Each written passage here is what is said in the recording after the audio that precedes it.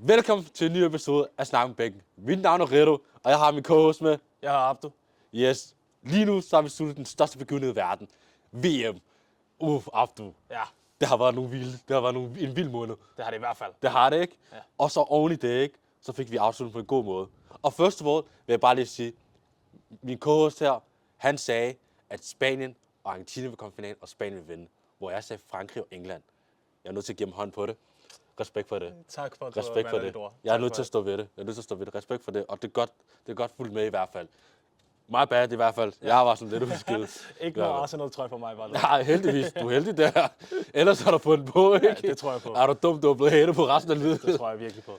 Men nu er VM slut, ikke? Mm-hmm. Alt, hvad der er sket, alt, hvad der er foregået, hvad har været det bedste moment for dig indtil videre? Altså, for mig 100%, da Argentina røg ud, og Spanien vandt over dem. Det var mit bedste moment. Jeg var glad, jeg hoppede rundt på sofaen som en lille dreng på 12 år gammel, da han ser sin yndlingsspiller score. Jeg var over det hele. Altså, jeg fik klager fra min underbo, så har jeg hoppet rundt. Det er helt vildt. Jeg vidste ikke, at Ferran Torres var din yndlingsspiller. Nej, han er ved at blive. Han er ved at blive. Jeg vidste ikke, at han var din yndlingsspiller, bro. Han er ved at blive min yndlingsspiller. Det er helt vildt. Ja, hvor kritisk. Så det var højdepunkt for dit VM? 100%. Hvor fedt, faktisk. Faktisk, der har været mange højdepunkter. Ja. Der har været kæmpe, der er ordre mange. Kap Verde. Ja. Sensationelt. Ja. Norge. Ja, wow. Der ikke har været spillet har ikke været med i VM siden 98. Og så lige pludselig slår Brasilien ud også. Ja. Wow. Kongo, som er overrasket. Ja, fuldstændig. Paraguay. Det kan godt være, at de ikke spiller fodbold, men De spiller ikke fodbold, men de spillede et eller andet, og de var gode til det. de gjorde det. Og så, så er der også mange, der nævner Marokko også. Ja. Men Marokko, jeg havde i hvert fald forventet, at de kunne nå så langt. Jeg havde også forventet, at Marokko ville kunne nå en lille smule, en lille smule ind i turneringen. Ja. Men det overraskede stadig, hvor godt de egentlig spillede, når man så dem spille. Virkelig. I hvert fald mod lidt større hold, ikke? Mod Holland for eksempel, der spillede de også rigtig godt. Ja, der dominerede de faktisk. Der dominerede de kampen. Og så mod Frankrig, der pakkede de lidt sammen, du ved. Måske kunne være frygt for den franske offensiv. Who knows, du ved. Jeg ved aldrig, vi sidder aldrig bag det. Vi er bare to spillere, der aldrig bliver skiftet ind. Ja, det er vi i hvert fald. Sådan er det med os, ikke? Ja. Men under VM, ikke? Mm-hmm. Nu har vi fundet ud af vinderen. Ja. Spanien vandt. Hvad synes du om finalen? Jeg synes, finalen var en rigtig god kamp. Jeg synes, at det, at Argentina fik lov til at blive humbled, bolden ikke røg op til Messi særlig meget. Det, at Argentina var nødt til at stupe så lavt til et niveau, hvor de var nødt til at lave fouls allerede fra det 3. minut af, for at overhovedet få en chance ind i kampen, er glæde for mig. Det gjorde mig så glad. Yeah. Og det, at Spanien bare fuldstændig mobbede dem på banen, ikke? Altså bare det, de spillede bolden rundt, og Argentina bare ikke kunne få et eneste skud på mål generelt. Det var helt vildt, og det gjorde mig brutalt glad. Men det er også vildt at tænke over, når du så kigger på Spaniens hold, ikke?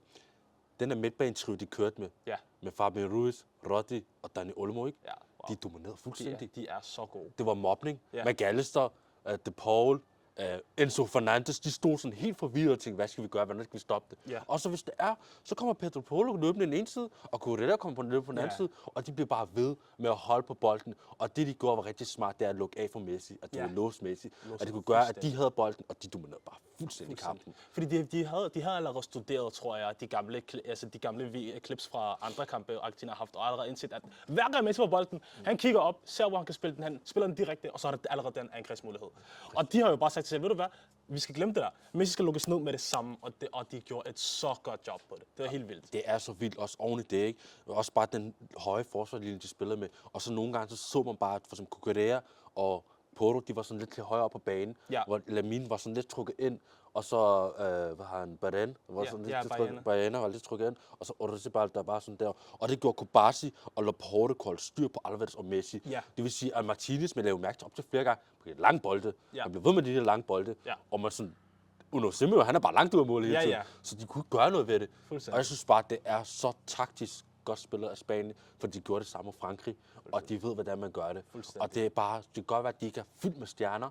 De har stjernespillere, men som et hold, så spiller de fortjener. Jeg plejer at sige, at Spanien, ikke, de spiller som et klubhold i et internationalt stage, hvis det giver mening.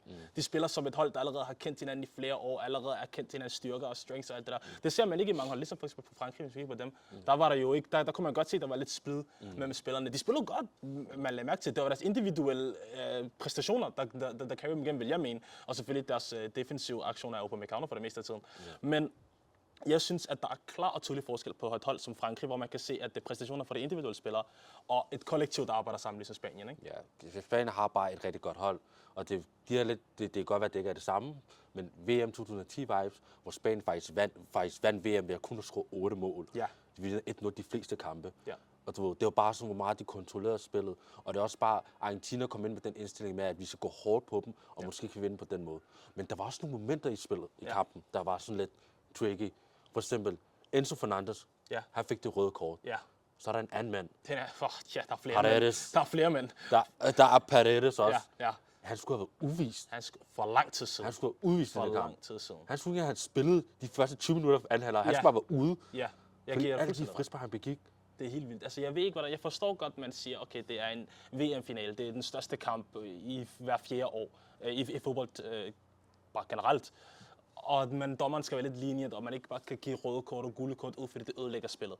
Ja, jeg kan forstå det til nogle punkter, men det giver bare et hold som Argentina i den her situation, bare den mulighed for at spille så aggressivt, så hårdt, så ondt mod de spanske spillere som muligt, for at undgå, at de kan få det gule kort, det røde kort og whatever.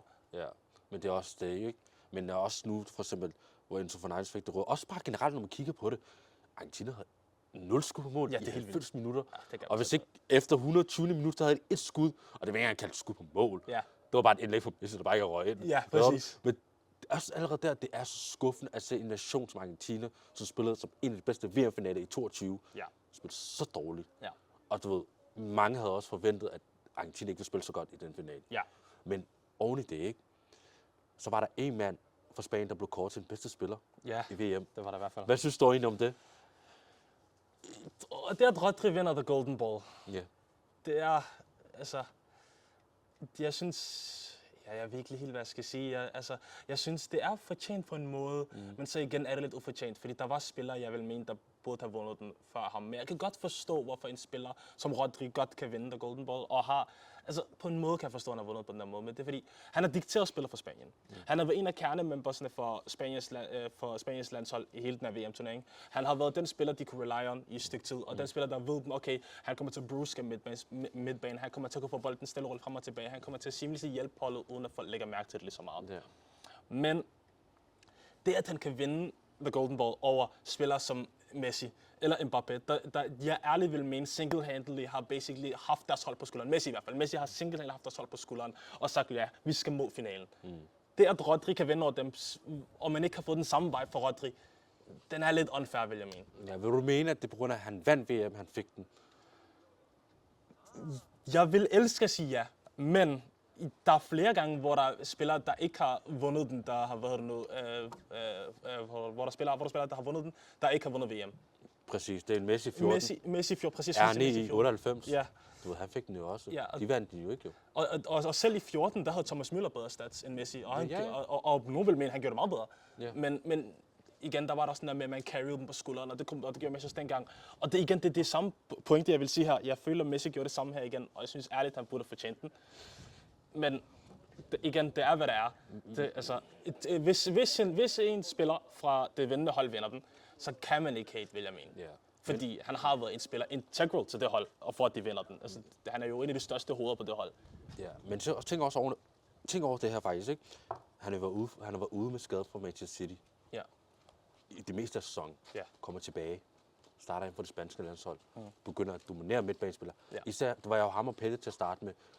De La Fuente roser ham fuldstændig vanvittig træner. Wow. Han gør, hvad han skal gøre. Og han er bare en landsholdstræner. Jeg kunne ikke se ham i klubber. Jeg kunne se ham i landshold. Det kan jeg heller ikke. Ja. Og så oven i det, så vælger han at tage Pedro og smide Fabian Ruiz ind. Ja. Og det gør midtbanen mere komplet. Ja. Forstår du? Og fortsat at Rodri med den skade, han har været igennem, og været meget ude for Manchester City. Ja. Også for han havde vildt stærkt i Manchester City. Sådan, de tabte i sådan 50 kampe, når han spillede. Ja. Du ved, det fortæller meget. Jamen det gør det, og det er jo det, jeg siger, når man siger, at man leder efter sådan en skyggespiller. Og det er jo sådan, Rodri er jo virkelig sådan en skyggespiller, kan man kalde det, ikke? Og igen, nu hvor vi snakker om Rodri og skyggespillere, en anden skyggespiller, jeg har hørt rigtig mange rumors blive snakket om, det er jo det med, at Rodri er bedre end Busquets nu, hvor han har vundet alting. Ja, det har jeg også hørt. Hvad synes du om det? Nu vi snakker om 2 skyggespillere, der rent faktisk vil jeg rent faktisk ærligt mene, er rent faktisk tæt på hinanden. De er rent faktisk tæt på hinanden, vi skal være ærlige, fordi altså, Busquets var jo en legendarisk spiller, vi alle sammen kender, med den teknik, den flair, og den smuk smukhed, kan man kalde det, på bolden, han havde. Men Rodri er jo lidt en anderledes spiller. Ja, Rodri er mere sådan, Busquets vil jeg kalde hjernen bag et midtbane.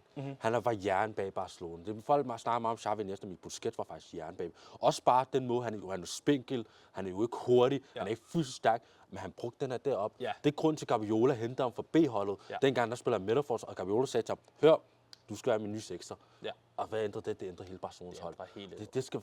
Det skal folk ikke glemme.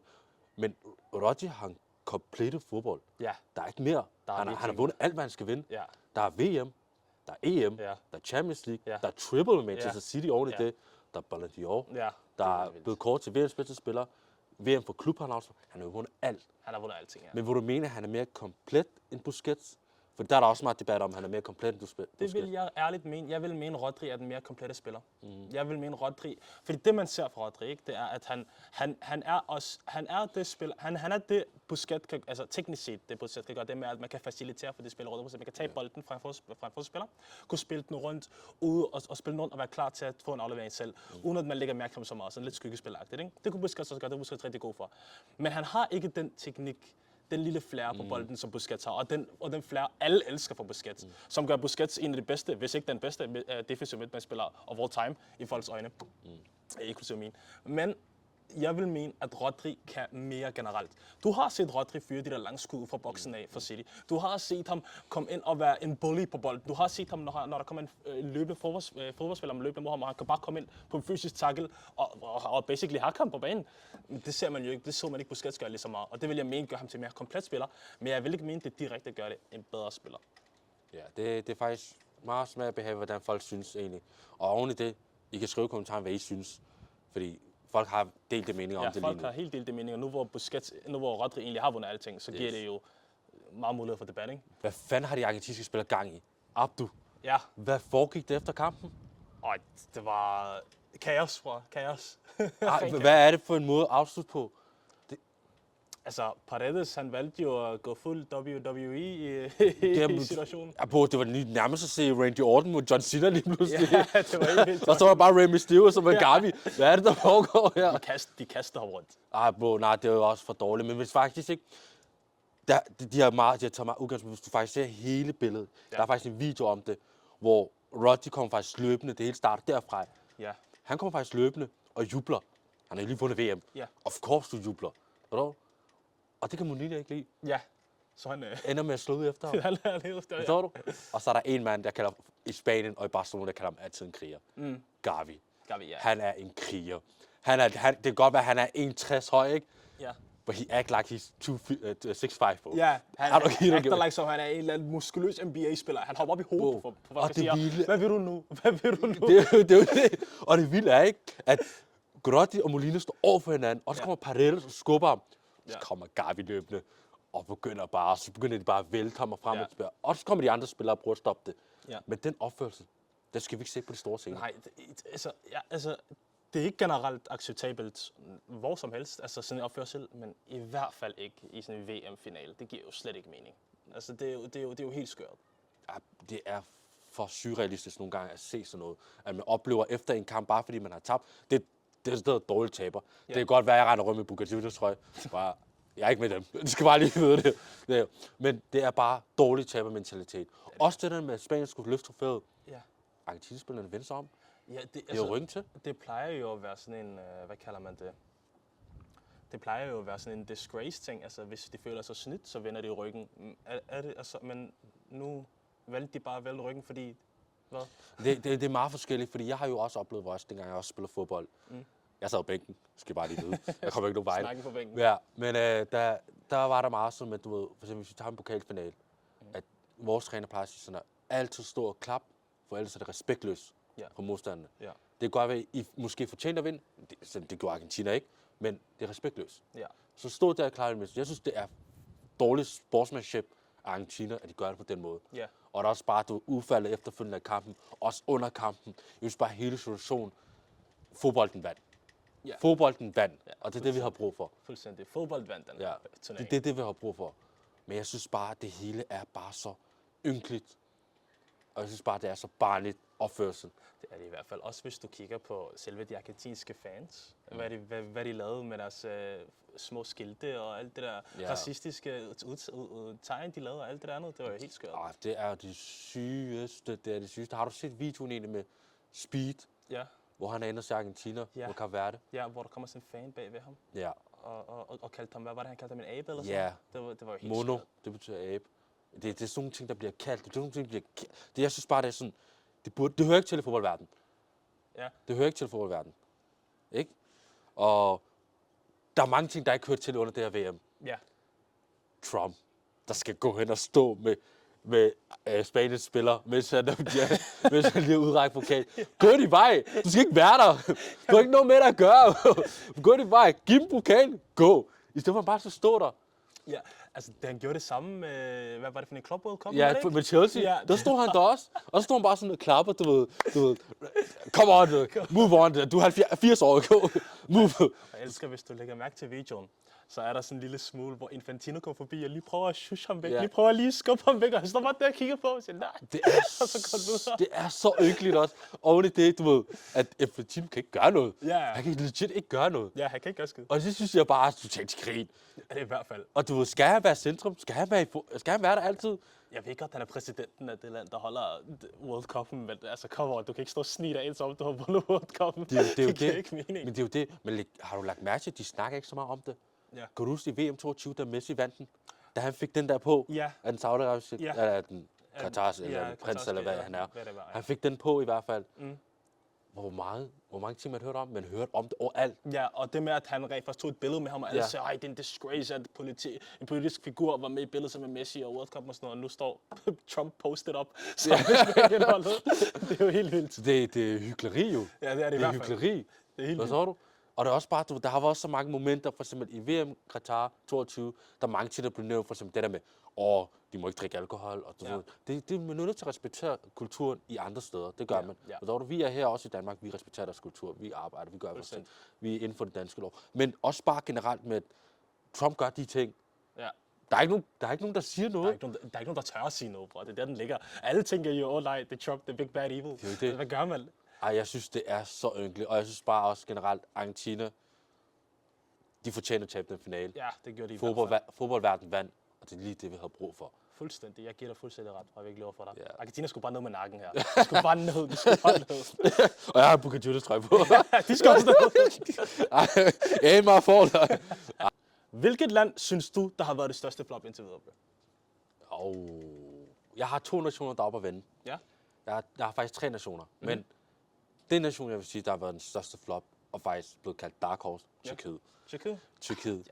De kommer med sådan et ungt hold, frisk, og det samtidig havde de også meget sådan nogle af de ældre spillere, som Hakan Çalhanoğlu og Kabak og alt det der. Men gruppen, de var i, det er en gruppe, de faktisk skal dominere. Ja, præcis. USA, Paraguay, det er en gruppe faktisk, de skal dominere. Ja, det er en gruppe, de skulle tæsk. Og alle i verden siger altid, at Tyrkiet er dark horse, dark horse, dark horse. Ja, i 0-2 kom de i semifinal og fik en 3. plads. Det er 0-2. Ja, men har du da mærke til, alle turneringer, så får de at vide, Tyrkiet er dark horse, Tyrkiet er dark horse. Men på en eller anden måde, så skuffer de hver gang. Ja, fuldstændig. Hver eneste gang. Fuldstændig. Og jeg synes bare, det er ærgerligt at se sådan et hold som Tyrkiet med så unge spillere. Ja. Yildiz, Arda Güler, Barış, alle de der. Det er dygtige spillere jo. Ja. Det er dygtige spillere. Og så præsterer det på den måde. Og så snart det var den sidste gruppekamp, hvor de var ude, så man det helt andet Tyrkiet. Ja, så man det Tyrkiet, der godt kunne finde at spille fodbold lige pludselig. Det er så sygt. Det er sygt at se Tyrkiet på den måde. Ja, det er det i hvert fald. Men hvem synes du er den største flop? Altså, jeg synes ærligt, det hold, der har været det største flop, altså indtil videre, ikke? Og det er jo sådan, og jeg synes generelt, det er en af de værste kampagner, de nogensinde har haft i hele deres World Cup-historie. Uruguay. Det hold, der er vandt til World Cup som det første hold i verden, røg ud i gruppespillet med ingen kampe vundet. Ingen kampe vundet. 2 uafgjort, 1 tabt. Ja. Det er fuldstændig skørt. Jeg ved godt, at Uruguay ikke er på altså bare den styrke, de burde være på. Ligesom forrige år med Luis Suarez for eksempel. Men nu, altså, det er jo helt vildt. De kan ikke tillade sig som det er jo teknisk set stadig et powerhouse i Sydamerika. At de ryger ud, det er det jo. Det er flot. Det er virkelig flot. At de nu bliver overskygget af andre hold som Colombia og Ecuador, det er jo vanvittigt. Det er vanvittigt. Men tænk også over det her. er det på grund af navnet, du tror, Uruguay er stort? Eller fordi trupmæssigt, slet ikke det er godt? Trupmæssigt, det er ikke så godt, men du kan sagtens kigge på de andre sydamerikanske hold og sige, okay, trupmæssigt, de er heller ikke så godt, indtil de kommer ind og spiller og overrasker. Ja. Det er sådan, jeg har det med Colombia. Det er sådan, jeg har det med Ecuador. Ja, Ecuador havde faktisk måske lige 2 gode spillere, men jeg tænkte, okay, når man kigger på holdet udefra, og kigger på hele holdet, man tænker, okay, det kan måske noget med det rører ud i lige 16. Så det rører ud til første kamp, de møder med et okay hold. Ja, du kan ikke regne med... Det gør man ikke med Ecuador, jo. Nej, med Uruguay, det gør man ikke. For når du har Darwin Núñez på toppen, ikke? Så er det meget kritisk. Når du har Darwin Núñez på toppen, så er det meget kritisk. Hvad så du? Altså, det er det, men man kan stadigvæk ikke, bror. Uruguay er stadigvæk en af de hold, man forventer kommer til at klare det minimum til 8. delsfinalerne, bror. For mig personal. Minimum, bror. Det er et hold, der rent faktisk har historien og har hele lortet bag sig. Det burde være et hold, hvor andre hold kigger på og tænker, nej, vi skal spille mod Uruguay. Hvad gør vi? Det burde det være. Ja. Det er det jo bare ikke. Ja, de er nu til en fase nu, hvor de har ikke den trup længere, det er ikke det samme. Og Bielsa var meget sådan... blev meget kritiseret angående Valverde, var også meget utilfreds med Bielsas træning og alt det hele. Så det er også meget sådan, du ved, det er vi nået til en fase nu, hvor Uruguay er ikke der, hvor de skal være. Fuldstændig. Så jeg for eksempel havde ikke stor forventning til Uruguay i VM. Ja. Jeg havde regnet med faktisk, at de ville ryge ud i gruppen. Hvad? Jeg havde regnet med faktisk, at de ville ryge ud i gruppen. Det vil jeg mene er et hot take. Det er vildt hot take at komme med. Det er et hot take, det der. Det er et hot take. Men jeg regnede med, at de ville ryge ud i gruppen. Jeg havde ikke forventet, at Uruguay skulle spille godt fodbold. Også bare når jeg kigger på truppen, der var ikke noget. Der er ikke nogen spilfordeler. Der er ikke en farlig angreb. Deres defensiv er ikke stærk. Du ved, deres målmand sejler. Du ved, Kap Verde gennem kamp til streg. 2-2-kampen. Ja, Kap Verde, det er også et helt andet sted. Ja. Men oven i det, ikke? Nu hvor vi snakker om nationer, der har floppet, ikke? Ja. Hvilken spiller synes du, der har floppet mest? Hvilke spiller synes du, der har floppet mest? Du havde højst forventninger for. Jeg havde brutale, altså vi snakker next level høje forventninger til en lille portugisisk mand ved navn Vitinha. Og han kom ind og gjorde absolut nada. Altså absolut nada. Det var helt vildt. Yeah. Altså han var der bare for sjov. Han var der som sådan der prize collectible på det portugisiske hold. Han var der bare. Han lavede intet. Jeg lavede sjov. Altså det er helt vildt. Det er så sindssygt at tænke over, ikke? At man sagde, at Portugal har det bedste midtbane. Ja. Og nogen sagde, at det er det bedste midtbane nogensinde. Det vil jeg ikke mene. Nej. Men nogen sagde, at det var det bedste midtbane nogensinde. Men de havde så godt en midtbane, der var så balanceret, når man kigger på det på papir. Ja. Men de har skuffet så meget. Ja, det er helt vildt. Og jeg synes, det er så... ingen havde forventet det. Ingen havde forventet det. Ingen havde forventet, at de flop så meget. Ja. Fordi for eksempel, hvis vi tager udgangspunkt i min største flop, en af de største flop, jeg har, Bruno Fernandes. Ja, siger det ikke meget, at det er den samme midtbane-trio, vi har taget 2 spillere fra? Bruno Fernandes, MVP Premier League, årets spiller i Premier League, og har slået det Kevin De Bruyne og Henri's rekord i Premier League sidst. Ja, fuldstændig. Kommer til et VM, hvor han er 0 og natter. Og gør intet, og gør intet. Og det var bare, det var det hele historien med Portugals hold. Ja. Altså, det var som om, at træneren Roberto Martinez, han havde sådan valgt at sige, okay, vi laver holdet om til sådan en Ronaldo-taktik. Altså, vi prøver bare at få det op til Ronaldo, vi prøver bare at gøre, hvad vi kan med ham. Ja. Men så lægger man bare ikke mærke til, hvad der skal med midtbanen, fordi midtbanen ikke kan følge med. De kan ikke finde at spille til den situation. Man så João Neves, han kunne ikke finde at følge med på nogen måde. Altså, til sidst kunne han godt lidt, men han var den bedste af de 3, vil jeg mene. Men føler du, at det ikke var balanceret nok? Midtbanespillerne var balanceret. På papir, midtbanespillerne kan, hvad de kan. Altså, alle ved, at midtbanespillerne er så gode, som de er. Men jeg vil mene, at på grund af taktikkerne, hvor de hele tiden spiller på Ronaldo-bold, ødelagde de alt den balance, den portugisiske midtbanespiller havde. Ja, men jeg vil ikke give Ronaldo skyld. Nej, det er heller ikke Ronaldos skyld. Det er ikke Ronaldos skyld. Den kriminelle, det er Roberto Martinez. Fuldstændig. Det kan vi bare gå for. Fuldstændig. Men oven i det, nu vil vi også snakke om den dårlige spiller. Hvem synes du egentlig har været den spiller, overrasker du mest? Altså, den spiller, der har overrasket mig mest, hvis jeg snakker som en Tottenham-fan selvfølgelig, så er det Pedro Porro eller Jet Spence. Altså, det er jo helt vildt. Pedro Porro var jo ranket som en af de højeste, den spiller, der har højst vurdering for Spaniens hold gennem hele turneringen, og det siger jo meget. I hvert fald også for, hvor meget han er gået under radaren. Folk snakker jo om Rodri, folk snakker om, Kubarsi, og folk snakker om Unai Simon, der har holdt 7 clean sheets i 8 kampe. Ja, det er jo sindssygt, de har spillet rigtig godt. Men Pedro Porro har været på deres niveau, hvis ikke bare en tand højere. Og det synes jeg er vanvittigt i forhold til, hvordan han har spillet for os generelt. Det er vanvittigt. Det er vanvittigt at se Pedro Porro gøre det på den måde. Ja. Også bare, du ved, man var til nedrykning med Tottenham. Ja, det er så vildt. Ikke engang for 3 måneder siden var han på vej vej ned i championship. På 3 måneder, så står der ting. Næste sæson, jeg skal spille mod Millwall. Jeg skal spille mod Cardiff. Sheffield Wednesday. Det er jo helt galt. Nej, men han har overrasket rigtig meget. Og jeg synes også, det er imponerende, hvordan han har spillet. Og jeg synes bare, at Pedro Porro skal bare have den credit, han skal have. Fuldstændig. Han skal bare have den credit for det, han har gjort, ikke? Ja. Men der er mange forskellige. Hvad synes du? Hvad var din mest overraskende spiller? Jeg tror, hvis min er lidt anderledes, fordi jeg tror ikke, der er mange, der tænker på det, men jeg har faktisk lagt mærke til det. Fabian Ruiz. Fabian Ruiz, ja. Fabian Ruiz, som faktisk alle vil mene, skulle ikke være starter til at starte med. Ja. Men så blev starter på grund af Petty røg på bænken. Ja. Og bare har implementeret sig på den midtbane. Ja. Og du ved, det har passet perfekt med Olmo og Rodri, og det har bare kørt smurt for Spanien. Ja. Hvis du kigger på Spaniens første kamp mod Kap Verde, hvor de pressede, men der manglede stadig et eller andet. Ja. Det var det, Fabian Ruiz har. De kompetencer kom han ind med, og det implementerede på det hold. Og det synes jeg faktisk, han er faktisk en af de spillere, der faktisk overrasker mig. For der ingen havde regnet med, at Fabian Ruiz skulle starte ind. Ingen havde regnet med det. Jeg havde ikke regnet med det, du havde ikke regnet med det, der er ikke nogen, der havde regnet med det. Så Fabian Ruiz er faktisk den spiller, der overrasker mig virkelig meget i forhold til alle andre spillere. Hvis jeg tager udgangspunkt i det spanske landshold, for eksempel. Han er den faktisk spiller, der overrasker mig mest. Ja. Og jeg synes faktisk, han har gjort sit job, som han skulle gøre det. Jeg vil mene, ikke, at ligesom folk sagde i EM 22, eller var det? Ja, det var 22. Nej, 24. 24? Var det 24? Ja, hvor Spanien vandt? Ja. Ja, 24. Sorry, min hjerne. You getting old, bro. I'm getting old. Ja. EM 24, hvor Spanien vandt, ikke? Der var jo Fabian Ruiz også en af hovedrollerne i hele den serie, kan man kalde det, ikke? Yeah. Der kom han jo ud fra skyggerne og valgte at dominere den spanske midtbane. Og sammen med Rodri også i den tid, og valgte bare at køre igennem hele lortet, og rent faktisk etablere sig selv også som midtbanespiller. Men jeg følte, i de 2 år, der er gået, der har han igen faldet fra. Altså på klubniveau har man jo set ham spille, men man har igen mistet ham, hvis det giver mening, ikke? Ja, men det er ikke fordi, man har mistet ham, fordi jeg mente, at den første sæson PSG vandt af Champions League, der var han en vigtig rolle. Der spiller en kæmpe rolle. Men i forhold til den her sæson, der lige har været, der var han meget sådan, han var meget skadespladet. Det er det, der også har gjort, at han er meget sådan, siddet ude på bænken og kommet ind i kampen og sådan frem og tilbage. Men det er derfor, ingen havde forventet, at Fabian Ruiz skulle sætte sig ind på den midtbanespil. Midtbane, og så bare dominere det, som han skulle gøre det. Ja. Ikke? Det er også bare imponerende, at sådan en spiller som ham kan gøre det på den måde. Ikke? Ja, det er det i hvert fald. Og han skal bare have ros for det. Fuldstændig. Jeg tror, Pedri ville starte en 24-7. Jeg tror, Pedri bare havde den spot. Men det er jo det jo. Locked and done. Det er jo det. Pedri, folk vil mene, at han er verdens bedste midtbanespiller. Ja. Så allerede altså, der... Efter finalen kan man nok også godt se det, kan man? Efter det, da Pedri kom ind i finalen, det har han gjort kæmpe forskel. Ja. Der er ikke så meget der, det kan man ikke tage fra. Det gjorde det ikke. Men allerede der, Fabian Ruiz, føler jeg, gjorde det. Han overraskede i min optik.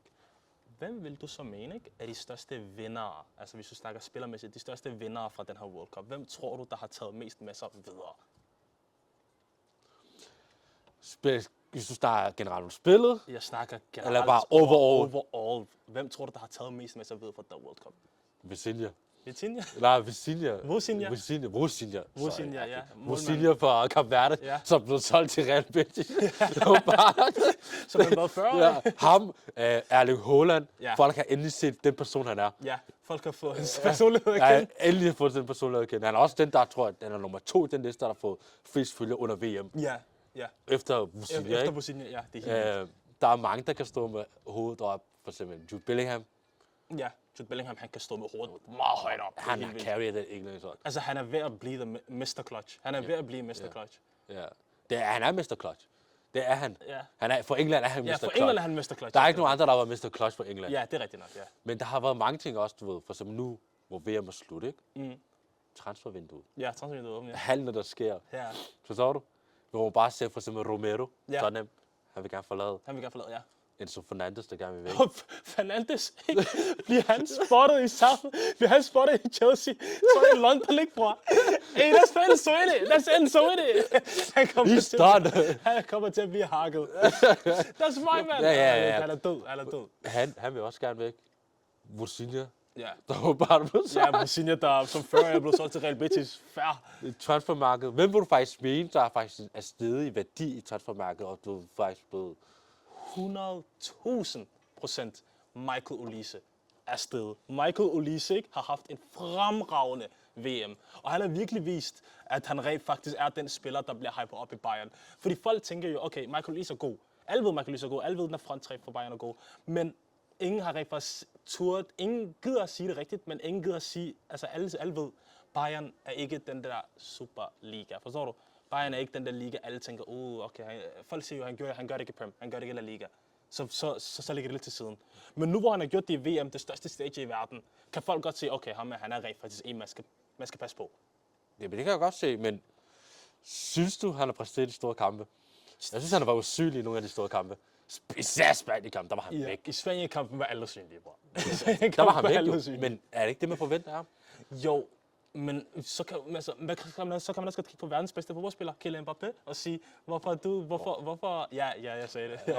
Okay, fair nok. Ja. Så kan man godt kigge på verdens bedste fodboldspiller, og Kylian Mbappé, og for eksempel sige, hvor var du så hen i den her kamp? Der er mange spillere, hvor man tænker, hvor de har været i den kamp. Ja, men jeg vil ikke mene, at det er fair at rykke Olise væk fra bunken. Jeg føler, at det var hele Frankrigs præstation, der bare blev mobbet. Altså mobbet af Spanien generelt. Ja, jeg tror, at hans værdi er sted, men også oven i det, der er en spiller, der lige er blevet købt til Aston Villa. Ja. Fra Schweiz, en ung talent. Det er ham der. Mamzambi, ja. som lige er blevet købt, faktisk blevet hijacket. Ja. Fra Newcastle. Ja, fra Newcastle. Igen for den sæson. Jo, alting er like, altså. Han er stadig i værdi. Ja. Og så er der også Kone. Ja, Kone, den franske spiller i Roma. Han er også stadig i værdi. Han havde en fantastisk VM også. Ja. Det var helt vildt. Ja. Tchouaméni, der røg ud med skade, og så kom han hen. Så kom han ind og viste, okay, jeg kan gøre, hvad Tchouaméni kan gøre. Ja. Og så, okay. Jeg kigger bare selv. Ja, men der er nogle spillere selvfølgelig, de stadig i værdi. Der Enzo Fernandez der gerne vil væk. Romero, der gerne vil væk.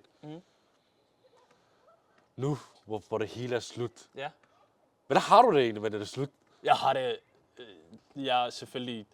Jeg er lidt ked af, at kampen er slut. Man elsker jo den der jam action, altså hele tiden action, kamp efter kamp. Man elsker det, det er virkelig fedt. Jeg har det lidt ked. Nu har man det lidt trist, ikke? Fordi nu er det slut, alle de der kampe. Men jeg er stadig virkelig glad for, at Spanien vandt.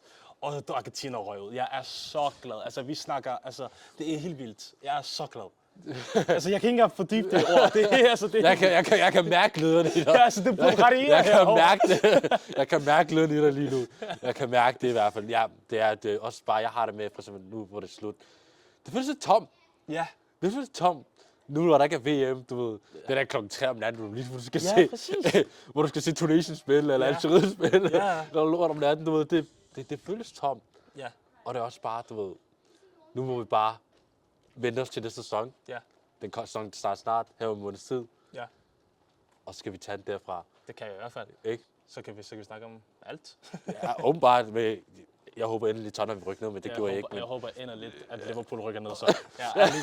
Jeg ved ikke, om det kommer til at ske, men det sker næste sæson. West Ham er større end Tottenham. Forget all about. Hvad er det for noget blasphemy? Det er, hvad det er. Ved du hvad? Tusind tak for, at I så med. Det er Redo, og det er mit host. Abdo. Og vi ses næste gang.